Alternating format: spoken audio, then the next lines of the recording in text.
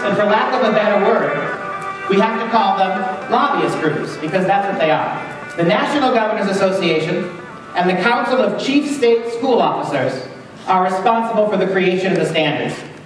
They were funded to the tune of well over $150 million by the Bill and Melinda Gates Foundation. Bill and Melinda Gates are on record, you can look it up, they are on record as advocating not just for one nation education, but for one world education. Everybody, every kid in the world taking the same things in the same classes at the same time, accounting for time differences, time zones differences. How did we get it then? How did we get it? How did 46 states in the Union find themselves, including New York, on the hook for Common Core without ever having a single public discussion about it? And you, moms and dads, I left you out. You weren't consulted about this either. How did we get it? Well, they tell you it's not a federal program.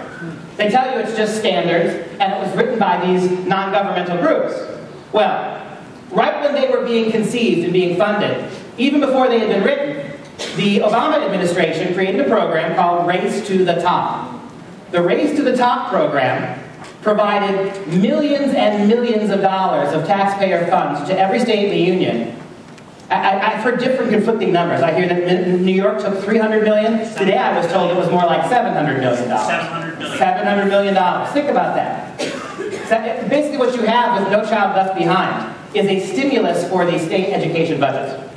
So the Obama administration creates Race to the Top, offers hundreds of millions of dollars to the states. The only proviso being, if you take the money, Common Core is the law of your state educationally once we finally write the standard. Before anybody had written them or anybody had even seen them, 46 states were on the hook for them. Two things you get for the money. Well, every state in the Union, with the exception of Texas, who was running an education budget surplus, every state in the Union was cash-strapped when it came to money. So they took the money. The other way that the Obama administration got people to take the money was to promise them a waiver from No Child Left Behind. So think about what you're getting here. Hundreds of millions of dollars of money. You're getting a waiver from No Child Left Behind, which was an absolute screaming disaster. I have yet to find a teacher, conservative, liberal, or libertarian. I have yet to find a principal, a teacher, a school board member who thinks No Child Left Behind is anything but disastrous and garbage. Mom, that's right. Everything in the curriculum is geared towards this. You've seen some of these Common Core assignments where they're having kids now, we had one in Wisconsin, where they sat kids down and had them write an essay. You can see them online. Had them write an essay where they explained how government was just like family, only better. That government does everything family does for you, just better. And a turkey sandwich, a bag of chips, apple juice, and an apple, I believe. That was for lunch. There just happened to be a federal lunch agent in the cabinet. That alone, the ability that we can say federal lunch agent, right? That should just, right there, we should just quit now and go storm the barricade, right? Just for that alone. But this federal lunch agent determined that that was an unhealthy lunch, threw it in the garbage, and required the little girl to go get the lunch for the day and build the family for it. And a lot of hands raised up. And what was that nutritious lunch that day? Who remembers?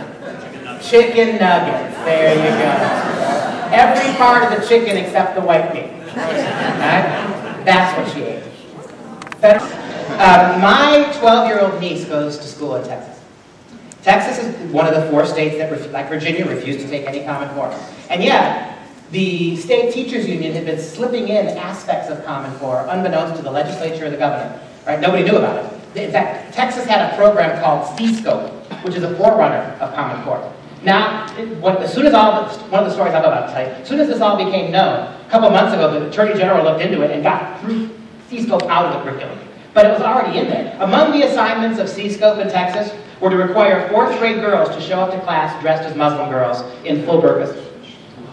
If there was no corresponding Christian Appreciation Day, right? Simple Muslim outreach. American girls, 14-year-old girls, dressed as Muslim girls, completely covered head to toe. Another assignment for 3rd graders was a 3-week lesson on the merits of communism.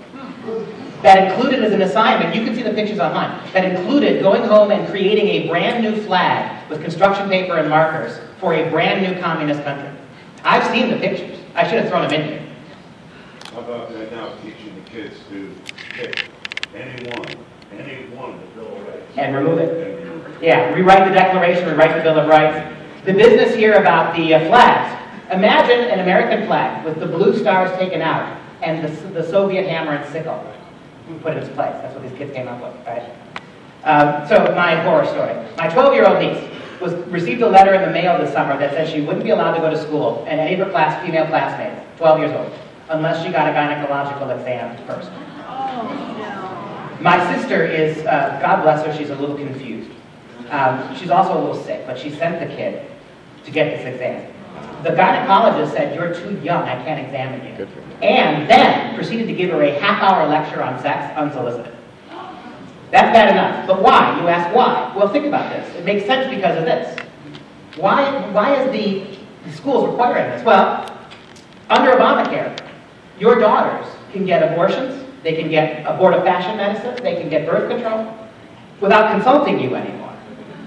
Right? Under Obamacare, teachers and schools can drive kids to abortion clinics, kids of any age.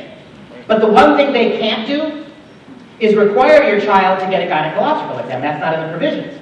And no doctor can prescribe birth control to a kid who hasn't been examined. Now you see what's going on here, right? Now they've got a baseline for all these little girls, a baseline medical exam. Now they don't need to go to the parents. Now the whole thing's set up. Right? And that's in Texas. That's not in, Oakland. That's not in some Massachusetts or California, some other hippy-dippy state. Right? That's you. Right? That hippy-dippy's not a bad word. But worse than that, you've got Planned Parenthood, who has been given millions of dollars of federal grants to begin to write curriculum to augment Common Core. Another group who I didn't list here, another group called GLEN. It's gay, lesbian, something, something. I keep forgetting the acronym. You should look them up, GLEN, G-L-E-N-N. They have created a curriculum that's going to be implemented later in Common Core, which mandates that every single class from kindergarten through high school has to incorporate gay-friendly examples or language. Now, let me say this right from the get-go. As an American, I want you to have whatever view you want to have on that question. It's not free to tell. You believe what you believe. But is it up to the schools to determine these questions for you? Why do the schools get to mandate what your kids will learn about this? You see how much parental control is being lost here, right? Your kids go to Christian schools, you raise your kids Christians, Muslims, Orthodox, you raise your kids with a certain set of beliefs.